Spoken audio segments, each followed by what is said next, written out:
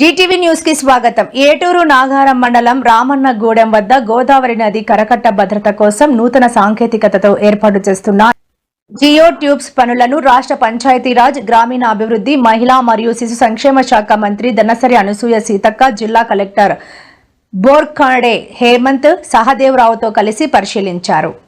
పనులను నాణ్యతతో వేగవంతంగా పూర్తి చేసి గోదావరి పరివాహక ప్రాంత ప్రజలకు ఎలాంటి ఇబ్బందులు కలగకుండా ముందస్తు చర్యలు చేపట్టాలని సంబంధిత అధికారులకు మంత్రి సీతక్క దిశానిర్దేశం చేశారు.